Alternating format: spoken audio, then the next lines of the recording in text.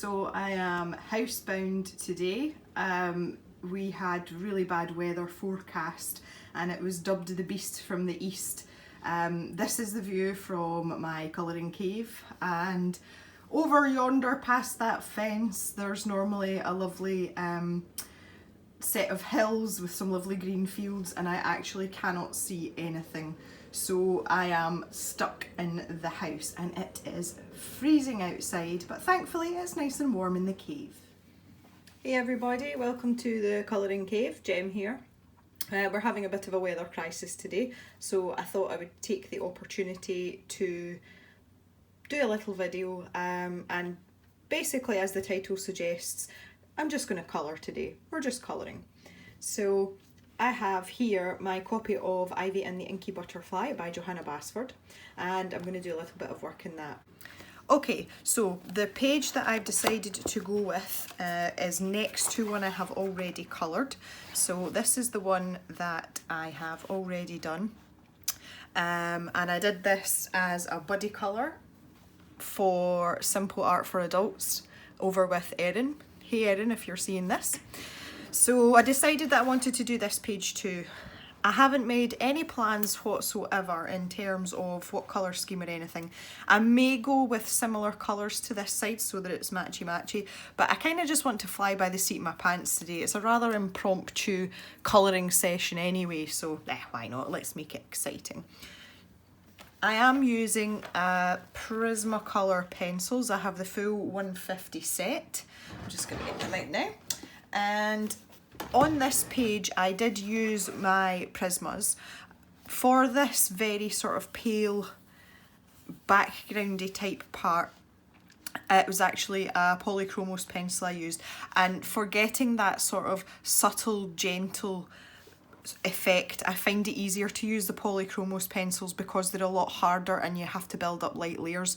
If I do it with a Prismacolor, the colour is quite intense and I just find it a bit more difficult to have that sort of light touch and get anywhere with it. So Polychromos, the rest are Prismas, and the little gold, I think you can see that now, on the Inky Butterfly was used. Oh, excuse me, just digging more stuff out from the cave. It was used with one of the Kuretake water brushes that I'm always ranting and raving about, these little bad boys here, woo! But also it was the Gansai Tambe Starry Colours gold shiny paints. So that's what I used for our little guy here. And I have decided that Inky is a boy. He is a boy butterfly. And I think he might be slightly unhappy that he has got a lot of pink in him, but hey. Anyway, I digress. So I'm just going to move this over now so you all can see what I'm doing. When I'm colouring in, I do always put something in behind the page so as not to damage the next page, especially if I happen to be bearing down, which it's something I used to be terrible for. I used to be really heavy-handed. I have improved dramatically since I started using Prismacolors, just for the simple fact that you're not going to get anywhere if you've got a heavy hand with Prismacolors. So yeah, definitely got better at that. So I'm just going to go and grab my little funny sheet thing that I put in behind. This is actually an information sheet for my job, but it is a spare one, so if you see some sort of random writing and things, don't worry about it. It's not relevant at all. Okay, so I suppose we have to decide first of all where I'm going to start.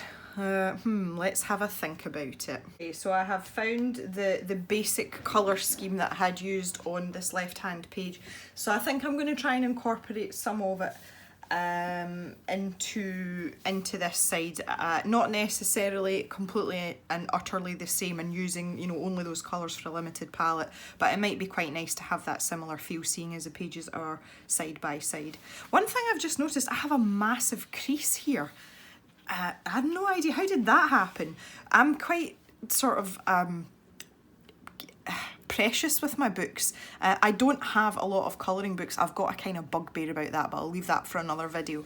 And I do tend to take quite good care of my books. If you look at the front cover of this, I've actually wrapped this in I don't know what guys in America call it, but it's sticky back plastic, and it's to protect the book because I am a chronic book turner when I'm colouring, and what happens is the covers get really worn and tatty looking. Now obviously this is a book that it is going to be kept, whether it's for myself or I pass it on to a family member once it's finished, but I don't want it getting all grotty and grubby. If I show you my copy of Enchanted Forest, you'll see what I mean. Now Enchanted Forest comes with a dust cover, and I do not have the dust cover on mine, again for the same reason. I don't want it getting all dog-eared and nasty. So this is my copy of Enchanted Forest, and you can see how grotty and grubby the cover is, and that's the front cover. I think the back's probably, yeah, look at this tape. And this is obviously just picking up things off whatever surface I'm drawing on as I'm sort of scraping it round. I kind of like the fact that the books get a bit sort of dog-eared and tatty, because to me it makes me feel like they're well loved and they're well used, and if you're going to buy something, then that's really the way that you would want it. But as I say, with Ivy and the Inky Butterfly, I really wanted to have like a wipe clean surface on it because it didn't come with a dust jacket, just so that it stays nice and fresh and it's not going to end up really manky by the time I've finished colouring in it. So anyway, I digress once again. So the original colour palette I'd used in this page, I'm just going to dig out those pencils now, and I will tell you as I go along what colours it is that I'm using if you want to use a similar colour scheme in one of your own pictures that you might be colouring in. The first one is beige, and that's PC997. Powder blue.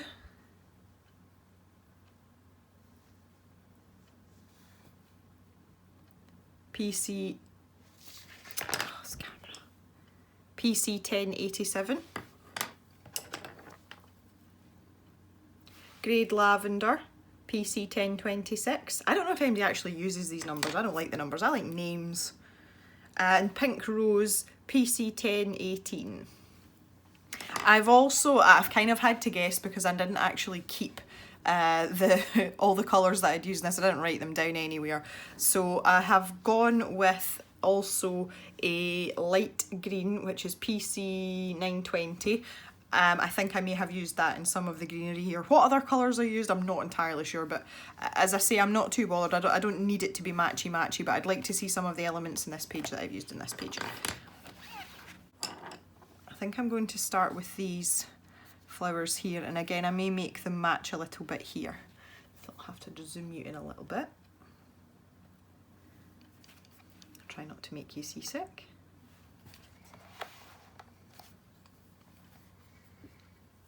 Now in order to get the sort of effect that I want, I'm going to pick out a darker blue as well that will go with this powder blue. And again, I think, I'm just guessing really, I think it might have been blue slate or it might have been periwinkle, but I think the periwinkle might be too dark. So what I'm going to do is I've got a scratch piece of paper here, and I'm just going to test them out and see what's what. So that is the powder blue. Oh, I think it might have been this one. Yeah, I'll go with that. Okay, so the slightly darker colour that I am using is blue slate. Oh wow, that's mega close up, PC1024. We'll go with that to start with. Alright, so generally I tend to put a light layer of my lightest colour down first. That's just what I like to do. Everybody's different. I never ever ever confess to being any sort of expert or, you know, any of that type of thing when it comes to colouring. I just like to colour, and I colour the way I colour, so I'm quite happy if anyone wants to disagree with the way to do things or whatever, but this is just the way I do it, and I'm quite happy with the results that I get. And ultimately, that's what colouring is all about. It's your project, and if you want to do things your way and you find it works for you, then go for it, do it. That's the way to go about it. Okay, I'm just using this little soft brush to get rid of any pencil dust that might be there. And today's sharpener du jour is the Tegal multi-sharpener. I normally have it set on number 2. I don't like a long point when I'm using my pencils, but I do need to sharpen this blue slate.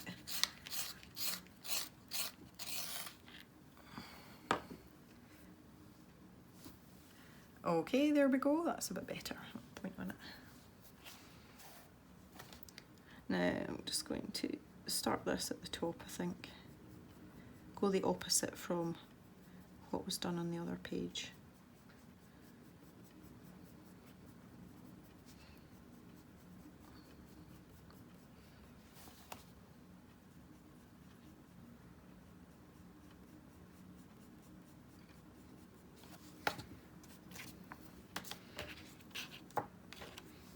Now, I am quite a slow colourist.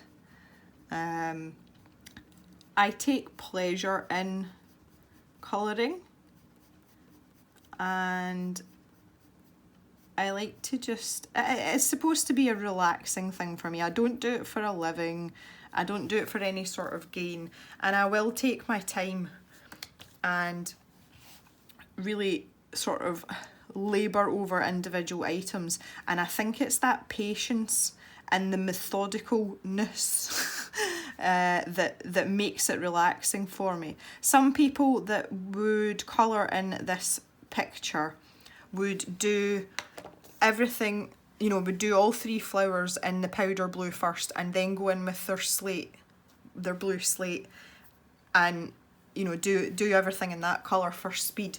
I like to work on things individually. I just find it very sort of therapeutic. So if this isn't your thing and you're absolutely bored to tears already, that's absolutely fine. I completely understand. You might not want to listen to me rambling and taking, you know, forever to colour things in.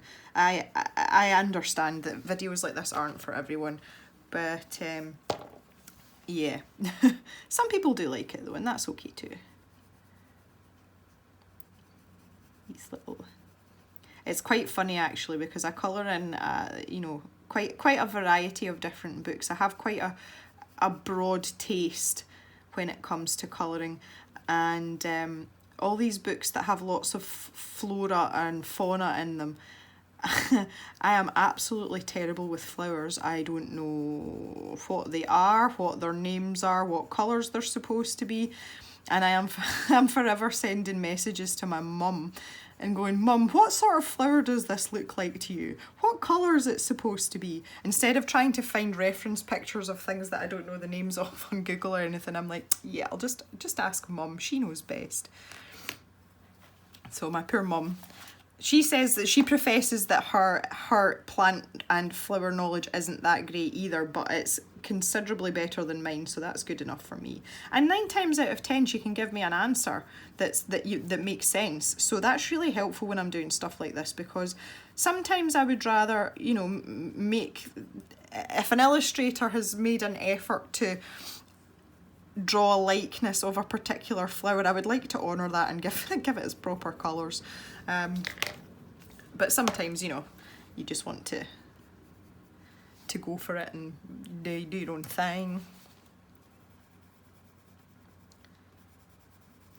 Now the nice thing about this as well is that quite often when I'm finished, I'll go back in and add in some more layers, and that is the beauty of doing several light layers as opposed to going in and getting to that burnished stage really early on.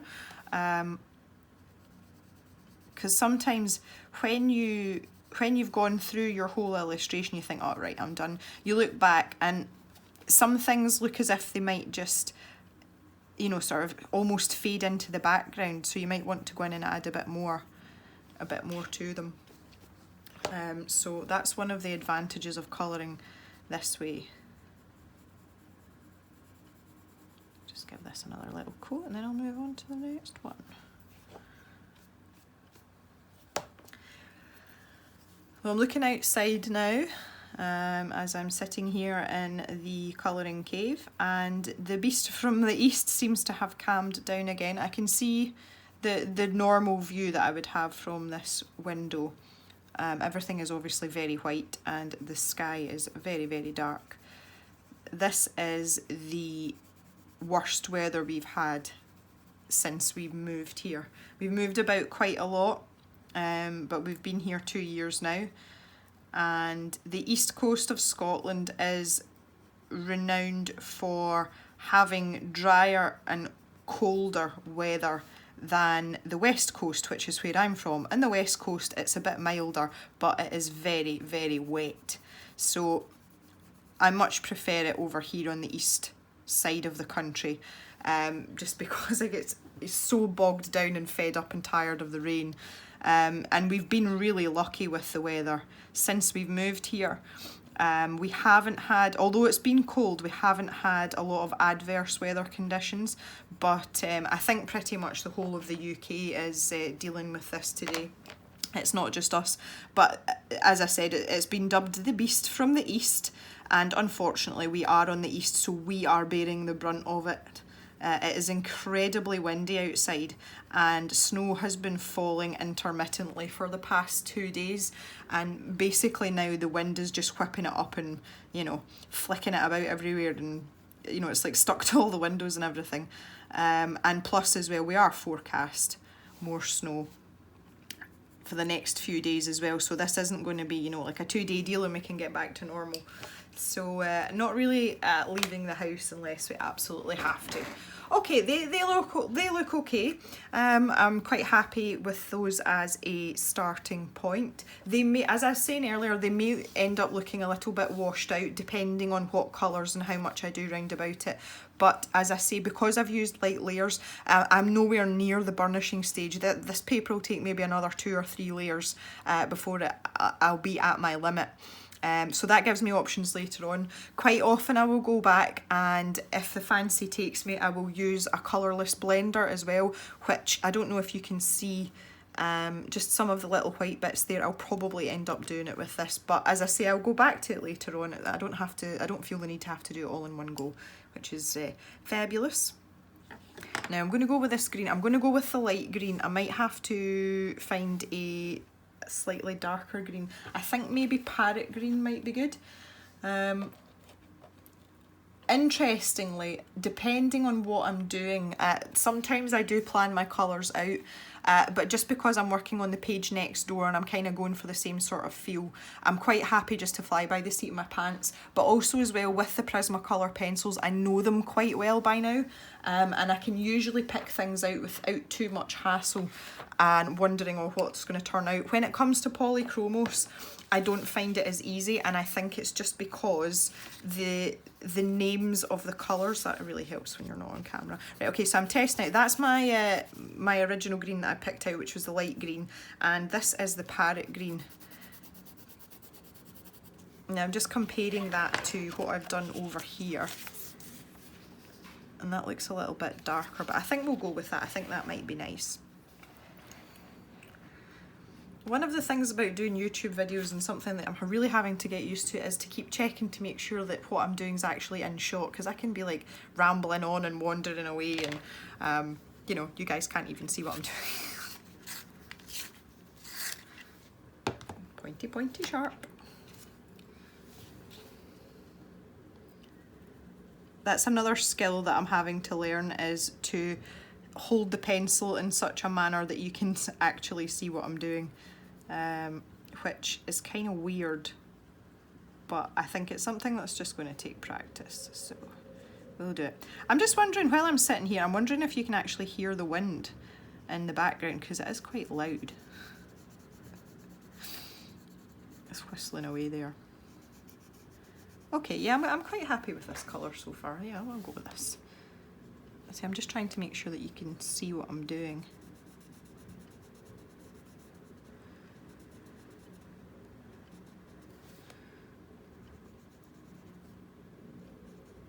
Here we go, getting all these little gaps just again, and I've just done the same thing here, lightest colour first. Really simple, really straightforward. I find this really relaxing. So I would be interested to know, for anyone who's watching, what you are currently colouring yourself. I'm always really nosy. I like when it comes to colouring, I really like to know what everyone else is doing and what everyone else is up to, because I find that inspiration breeds more inspiration, and if you are you know, if you sit and watch a YouTube channel while you're colouring it, sometimes it just, you know, you get a really nice idea and you think, yes, I'm going to do that. So I'm always really keen to find out what other people are up to. Now I'm trying to decide whether or not these leaves are going to be the same colour as these stems, because they kind of look like they might be the same plant. So I think I'm going to go for it and you know, make these part of this particular flower.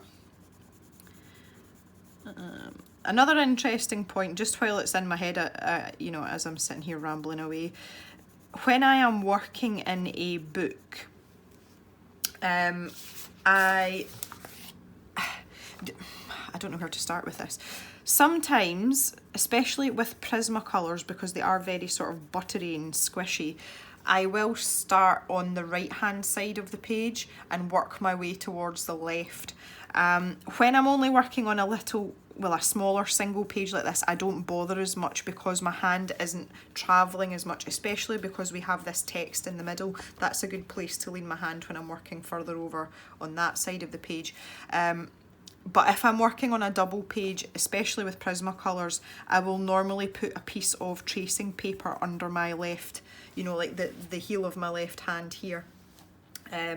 Just to stop me like squishing everything all over the page. I didn't do it when I first started colouring, and I was like, yeah, okay, whatever. You know, the paper, the pencil sticks to the paper, surely not. But I learned very quickly, especially using dark colours, that is not always the case. So, but as I say, with the smaller pages like this, it doesn't seem to be as much of an issue. But when I'm doing a double page spread, I nearly always have some sort of some sort of barrier, that's the one, under my hand, and all I use is cheap tracing paper. It's not, you know, it's just not one of these things that you need to be spending a huge amount of money on. Okay, so I'm shifting over now to the parrot green, and I'm just going to start darkening down some of the areas in these leaves, and I'm going to put a little bit of shadow on the stem. Now these two colours do look quite nice together, I quite like them.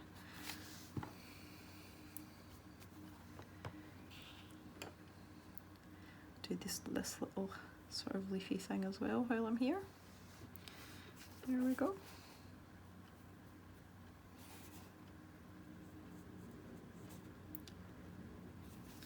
Now I'm going to go back in with my light green and just sort of blend this together now. Make it look a bit more cohesive.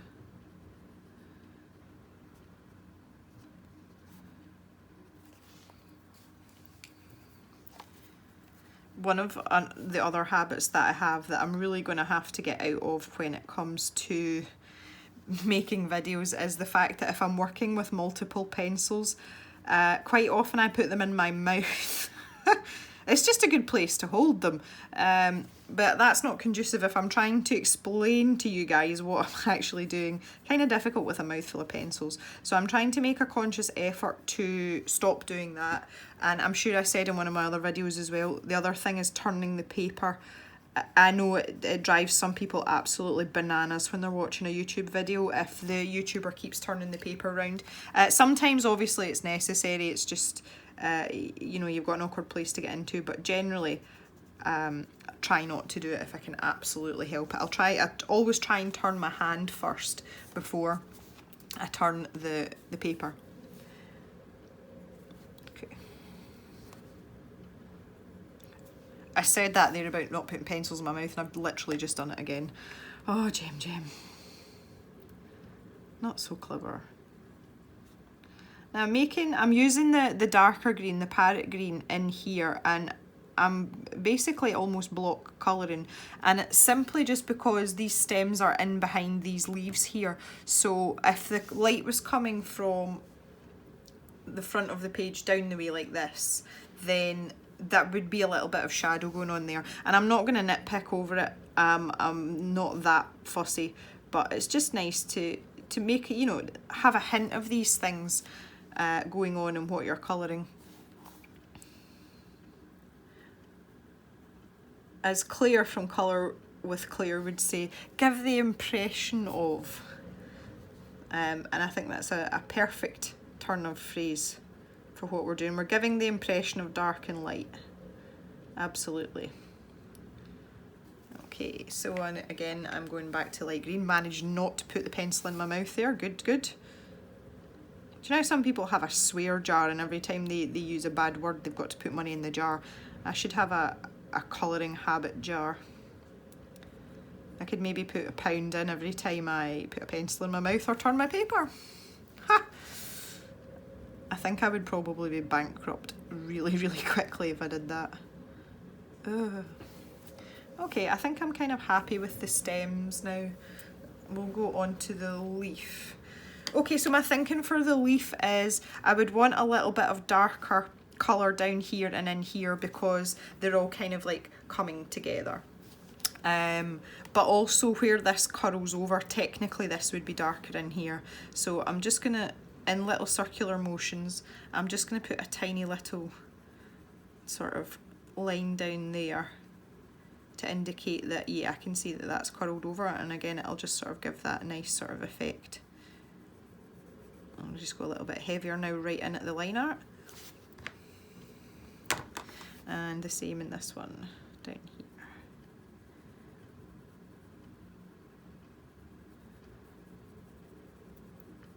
I try not to get too hung up on light and shadow when I'm colouring. I will add a little bit in if I can, the same with reflection, but I tend not to try and overthink it because sometimes you can end up spending more time worrying about that and you're not actually enjoying the colouring process because you're too busy worrying about whether or not you've got a realistic reflection or whatever. And I'm not into that. As I keep saying, colouring for me is all about relaxation. That's what it's for. It's something I enjoy, and you know, I'm not going to put myself in the position where, you know, I feel like I can't carry on with something until I've figured out the right light source and all this kind of stuff. It is important to pay attention to these things, don't get me wrong, but you can create pretty artwork without using complicated techniques.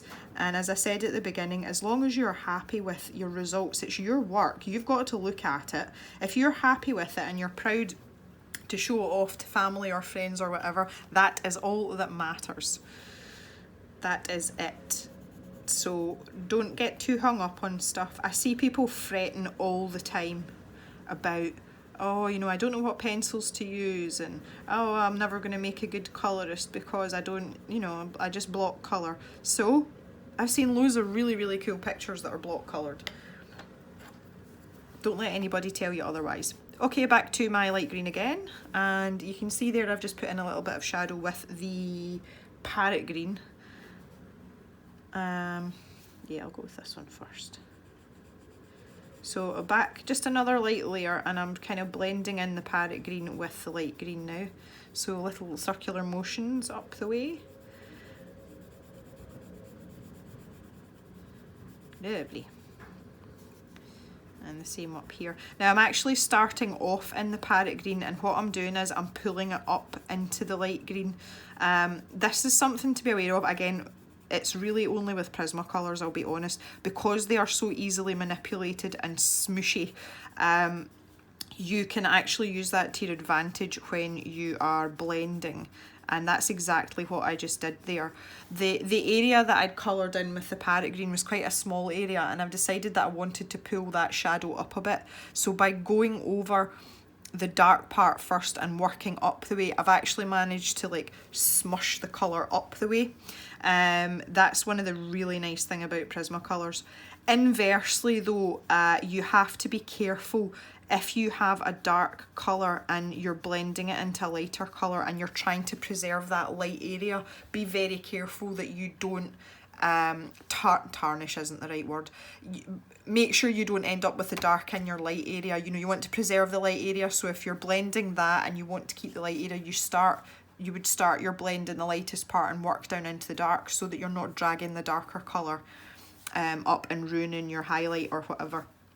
So that's just a handy hint if you're quite new to colouring. Sharpen again. Okay, on these turned over parts, All right, wait a minute. Come on, Gem. Finish the leaves first, goodness sake. So again, same thing as I was just talking about. I'm starting in the dark area and I'm actually pulling up into the lighter area because there is quite a large light area there. I mean, in fact, I think I'm definitely going to go back in with the parrot green again anyway. So I'll just give that a bit of colour in.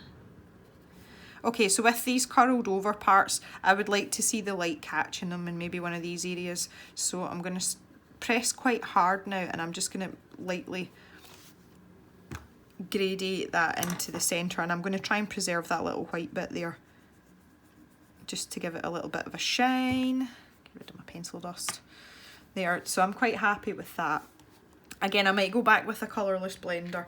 I'll wait and see. I'm not that fussed on using the blender unless I really feel it's necessary. Sometimes I do. I know people that use them on every picture and they like to burnish every picture so that it looks really smooth and finished, which is nice. But one of the things I like about coloured pencils is the texture of them, and I think the texture makes the drawing sometimes, or the colouring in. So I'm quite happy to see a little bit of texture and not have everything really sort of well polished, as it were.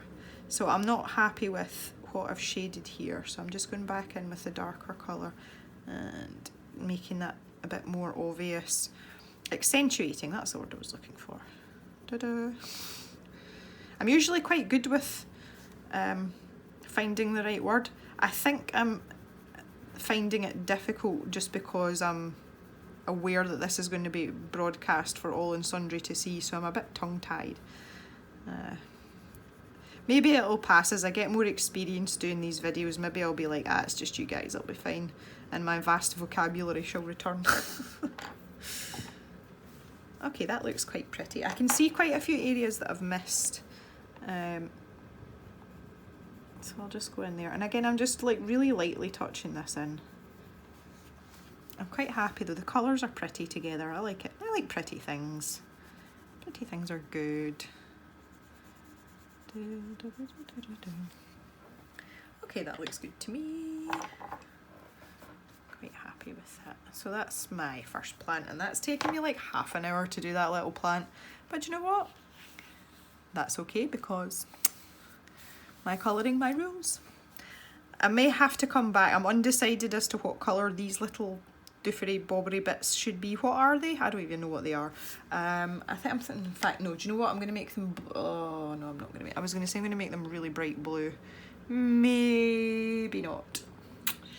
These kind of frondy things here, I'm thinking maybe a darker green but along the same lines. My brain's telling me maybe aquamarine. I'm going to just test this on a little bit of paper. Oh, it's a bit bluey greeny. Okay, I'm going to try the parrot green and the aquamarine. There's not much of a difference in them. You can hardly see that actually. So I think I'll maybe go one darker, which would be the, I think it's cobalt turquoise. It's such a small pencil now. This is actually one of the Prismacolor light fast pencils. Now I don't know the story behind these. I've had them for years. I don't even know if you get them anymore. But basically, if you look at the code on that there, it says LF105, which stands for obviously light fast 105. A lot of the light fast pencils, the codes do correlate and correspond to the Prismacolor Premieres, and I just kind of use them interchangeably. That's something that maybe I should investigate. But I say I did have these light fast pencils for a long time, and I've actually got very few of them left now. The cobalt turquoise just happens to be one of them. Anywho's, back to this. So there's my parrot green again. Parrot green? Yeah, parrot green. And that is my cobalt turquoise, which I'm much happier with. So you can see next to that's the colours we've just used, and this is the ones I'm going to go for. So that's going to look quite nice in behind these leaves here. So there we go. There's a bit of use my lighter colour first. So this time now, obviously, the parrot green is the lighter colour. And I'm just going to work my way down, like this. Make it all pretty.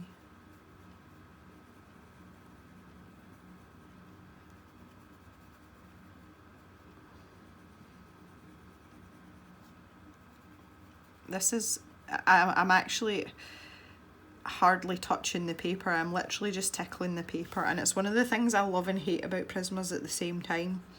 I love it because when you're trying to do something really vibrant, it takes zero effort and you don't have to, you know, you don't have to work at it. The colour just goes down. But by the same token as well, when you're trying to do something a bit more delicate, it's a bit like I was saying about the background on this page over here. It can be a total pain as well when you know, it's like I can't press any lighter. If I press any lighter, then the pencil won't be touching the page. Oh, now there's a bit of another good Scottish word coming for you here.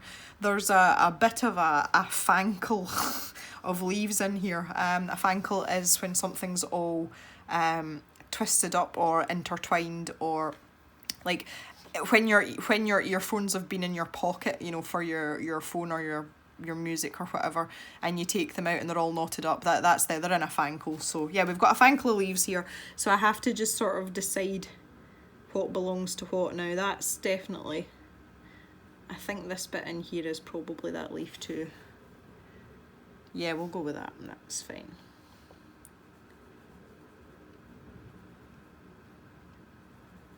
Fankle. I love that word. Tangled. That was the word I was looking for earlier that I was trying to describe. Yeah, so when something's tangled, it's fankled. Although I am not a particularly broad-spoken Scottish person, in that I am not a person that uses a lot of dialect, but I do use quite a few old Scottish slang words, and I think that comes directly from my mum and my grandmother as well, because they use them too, and fankled would just be one of them. I had to laugh at my fiance, I hate using that word as well, the guy that I'm getting married to. He is from the north of England, and he laughs because even after nearly 6 years together, apparently I still say words that he's never heard me say, and he keeps saying to me, he says, I swear blind that you guys up here just like make words up as you go along. I'm like, no, we don't. We've got words for things. But he's been in Scotland so long now, and he has started using Scottish words, and it is absolutely hilarious listening to him say things in his accent. One of my favourites that he uses is when if you're splashing about the sink, like say if you're washing your hands or whatever, and you're kind of like guddling about in the water, we would talk about having a skiddle in the sink. And again, a skiddle can refer to splashing about, or if you spill something, you know, if it slops over the side, we'd talk about that being a skiddle. And my partner does use the word skiddle. It's quite funny. It makes me laugh. Okay, so that's me. I've put down my bottom layer of parrot green. Now I'm just trying to decide what I'm going to do with these leaves, whether I want them dark at the tips or dark in at the stalk. And I think I'm going to go in at the stalk because I'm going to colour the stalk solidly in this cobalt turquoise. Not that there is much of a stalk to colour, granted, which is why I'm just block colouring it. I'm not going to start fiddling about in that tiny little space with, you know, with colours and gradients and blends and things. That's just a bit outrageous. So we'll do that.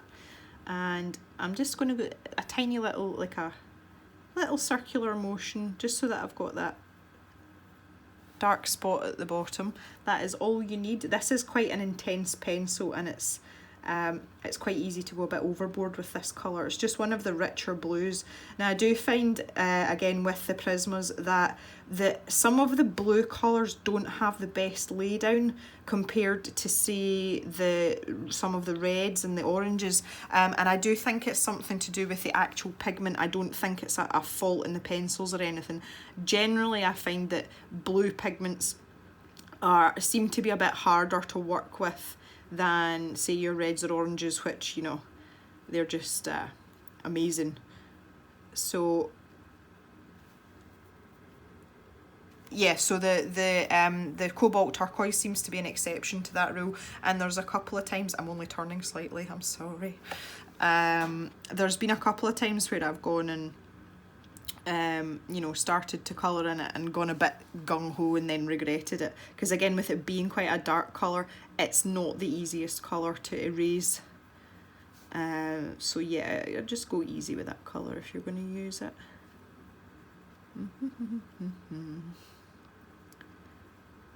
See, again, I'm not even pressing that hard, but I am lightening my touch as I move out towards the tip of the leaf. And again, it's because I'm going to go back over it with the lighter colour, which is the parrot green here, and just to get it blended in nicely. So here we are, parrot green. Start at the top and work my way down.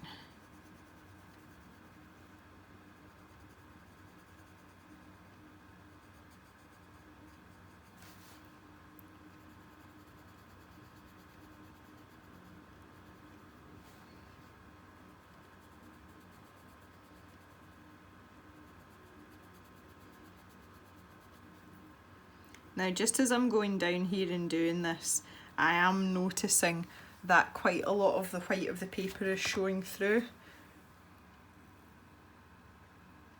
In the darker sections that I've coloured, there you go, you can see that quite clearly. So for those particular leaves, I am going to go back in with a colourless blender, and I'm going to do it just after I've finished this little section and get it all smoothed out and see how it looks.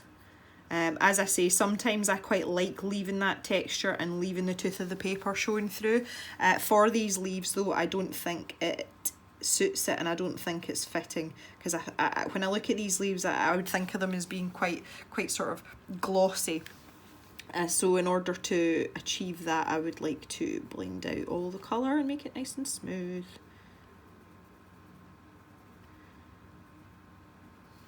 That would be good. It's funny how I never tire of colouring leaves. I colour a lot of leaves. I'm just going to sharpen here. I always have one book that I work in front to back. Well, I say always. I've only got one. I'm still in the same one. But it's just something. I as a person, I struggle a little bit with logic and order. I don't have to, that's not true.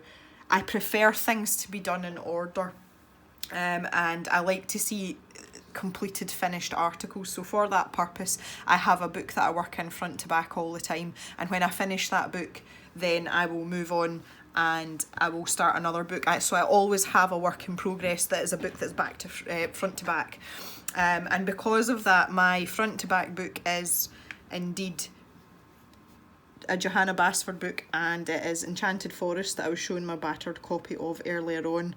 And there are a lot of leaves in that book, a lot. So you would think by now, I've been colouring in it, I wouldn't say intensively, but I've been colouring mostly in it since about August of last year, and just every time I finish a page I just start another one. Now it is interspersed with other works in progress, obviously. I was colouring exclusively in it to begin with, but I since have maybe 2, sometimes 3 work in progresses on the go at the same time, one of which is that book. So I have coloured a lot of leaves in the last 6 months. And I thought for a little while there I was actually getting leaf burnout, and I never wanted to see another leaf again. But I seem to be okay. I seem to have gotten over it. I've recharged my batteries. So needless to say, I'm very comfortable colouring leaves in. I really, really am. But yeah, there's a lot of leaves in that book. There was one page that I got to, and the border all round the outside of it was a double page spread, and the border is leaves all the way around, and it's quite a big border, and I just took one look at it and I said to my partner, I was like, I'm not colouring this. and I can't deal with all these leaves. So I walked away from it. I left it for about 2 weeks, and then I went back and I just went for it, and I got the whole lot done, I think in like 2 sittings. So I was just, you know, I just wasn't in the right frame of mind for leaves. I do think it's important now that I have branched out and had, you know, 2 or 3 pieces on the go at once, it stopped me tiring of that book, because that's the last thing I want to happen, because I really, really like it. But it's good to take your focus away and concentrate on something else, and whether that's another piece of colouring that you've got on the go, or whether it's, you know, a drawing, or you know, a completely different hobby, then it's good to have that, because I do believe that you can get burnout. In fact, I'll see, just while we're here, I'm going to zoom out a little bit and I'm going to show you this other picture with all the leaves in, just seeing as we're here anyway. I'll find it. Yeah, this one. That's a lot of leaves. A lot of leaves. So you can see why after, now that's more than like 2/3 through the book. So you can imagine I wasn't too enamoured of having to go, I was like, no more leaves, please. So anyway, but it turned out quite well. I'm quite proud of it. Yeah, I'm mostly proud of my castle actually. That turned out really well, because I wanted the light source to be coming from this side. So you can see obviously here I've tried to make things paler, and I've gone right through to dark over here. And obviously when you move across to this side eventually you can start to see stars. But I still wanted some fun in it, because I used quite a limited palette of greens round about, and the castle I wanted to keep in greys.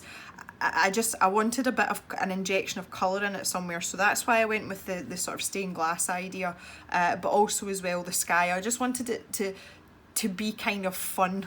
And I thought an actual rainbow would have been too much, so I thought that was a bit better. But yeah, I'm really pleased with how it's turned out. It's turned out great. Anyway, God, I'm really good at going on a tangent and rambling on, aren't I? Okay, so we're going to zoom back in again. Hopefully not too close. There we go.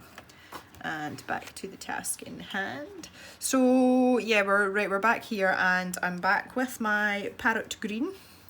So same as before, I am just going to blend these in together. Now again, I was talking about how the cobalt turquoise is quite an intense colour, so when I'm blending I am starting in the light and moving into the dark. I do not want to pull that cobalt turquoise out, because it is dark and it will just take over the whole leaf, because these leaves are quite small, they're kind of dinky. So start in the light area and push down towards the stem, kind of medium pressure here.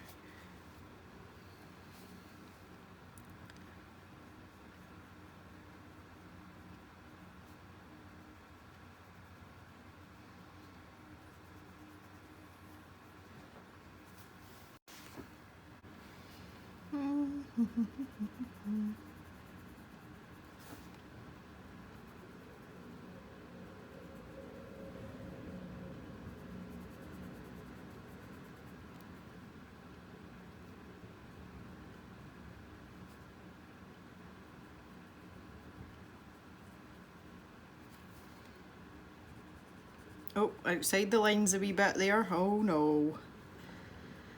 That's okay, she says with a sigh.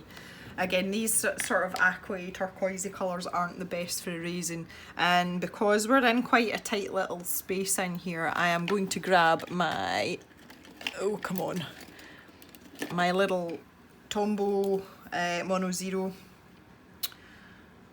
eraser, my retractable eraser, because that's a bit, I don't think I'll get in there with the Derwent. Now again, you're not actually going to be able to see that, but it's one of those things, if I know it's there, I'll just take it away. There's another bit as well. Goodness me. What a state to get into. Here's my brush. I've got stuff everywhere. Right, that is better. I've noticed as well that this top edge of my paper looks quite grubby. I think that's just sort of general wearing. See if I do this, I'll see if it takes anything off.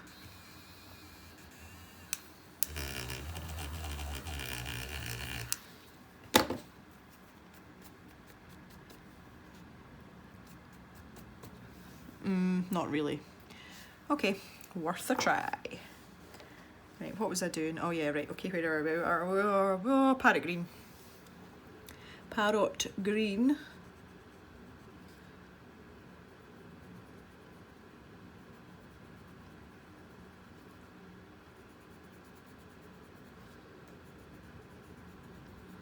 I'm pressing quite hard, I would say like medium pressure here. Medium to heavy pressure. Okay, there we go.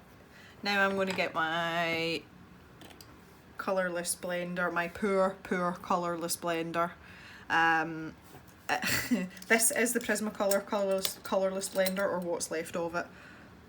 How sad is that? That's, yeah. That's a pretty sad state of affairs. I think I'm actually at the point where this is too small to sharpen. I'm going to have to get another sharpener. It won't, if I put it inside the Tagal, it'll disappear.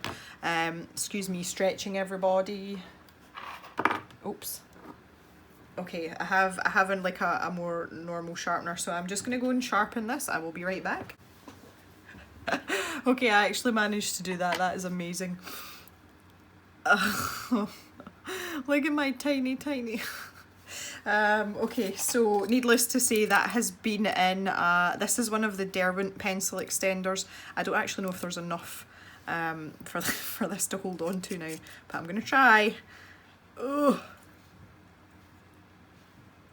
Yeah, that feels pretty safe.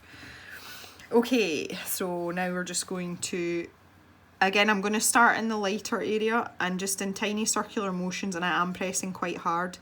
And I'm just going to blend this in and get rid of all those tiny little white spaces that are making me miserable. Every now and then as well, when the colour starts to build up on the tip of the blender, I just take my scrap piece of paper and like I draw and twist at the same time, and what that does is it helps you keep the point. But takes off the colour, and again it's back to that cobalt turquoise. It's quite an intense colour, so I'm only getting 2 or 3 leaves, and then it's actually dragging into the you know, the lighter stuff when I'm moving from one leaf to the other. So I just keep this handy, and every couple of leaves I'll go like this and go back, and that stops that muddying it up too much. As I say, I don't use the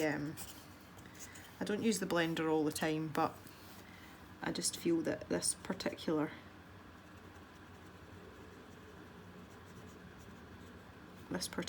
piece needs it.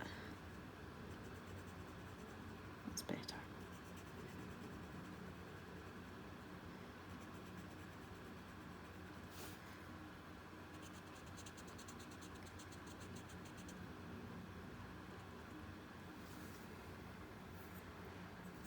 Yeah, sharpen. I'll try and sharpen this.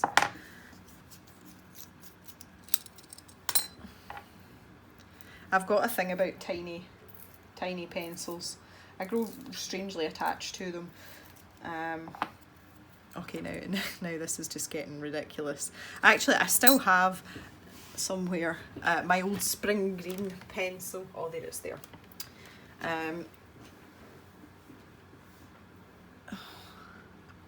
I wonder if this one's as small as this one. Oh, it is as well. Look, it's almost the same size. Oh, they can be a little dinky pencil family when I'm finished here. Okay. Apologies guys, I had to nip off there. I had a mild weather emergency to deal with, but we're all sorted now. Yeah, so anyway, I've sharpened up my poor little Prismacolor blender for probably the last time, and I'm just going to carry on from where I left off here. If I can find where I left off, here we go. And I am just going to keep blending and get rid of all those little white spots that were bothering me. Let me zoom you in a wee bit more. That's fair. One of the things I am going to do is I'm going to invest in a better stand for my camera. I have one of the sort of bendy ones, and the problem with it is every time you move it or bump it, it sort of sways back and forth and you get that horrible sort of seasicky swishiness, which it isn't good for any of my viewers, but it's just not something I'm doing right now. I have slightly bigger fish to fry at the moment. My wedding, I was reliably informed this morning, is 135 days away, so we are busy preparing for that and getting everything sorted out. One of the sort of, I know it sounds like a long time, but one of the problems that we have is because we live on a farm, we have a very busy period coming up where we will have lots of lambs, and it basically is it's the most tiring time of the year, and it's very time consuming, and you're out all hours of the day and night. So that lambing period, it's one of those ones where basically nothing gets done apart from the bare minimum of eating, sleeping and occasionally washing. So when you take that out of the equation, we actually don't have that many weeks until the wedding, you know, to get everything sorted out. So just trying to do as much as I can just now before the lambing season starts properly. I'm just having a little, you can see there the colour coming off the blender. Yeah, so that's that for now, but we'll blink and it'll be over, and then obviously the wedding will be here, so that'll be nice. Well, it might be it might be if we're actually ready. Oh my goodness. I'm just going to go down this stem, it's kind of bugging me. Get that blended out first. There we go. As I'm sitting here in the colouring cave, I do rely on natural light, and the sky outside is just getting darker and darker and darker, so I think we're in for another hit of snow. Just a little bit too close, that's better. I'll say it's been snowing on and off for like 2 days, but the sky had brightened up a good bit there, and although it's drifting because of the wind, it was actually quite nice outside. It was, you know, lovely bright sunshine, but now the sky is very, very grey again. So there's definitely more snow coming. I was just talking to my partner there, and he's been listening to the radio out in his tractor this morning, and he could tell me that there is major road closures pretty much throughout the UK, so it's not just us. So unfortunately we've got the worst of it because we're on the east coast, but everyone seems to be struggling a bit with it today, which is it's not good. It's really, really not good.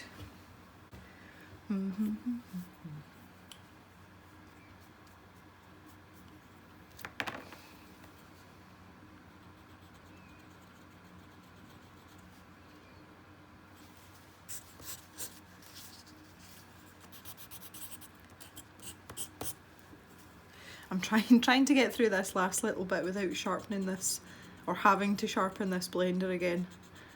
I can make it.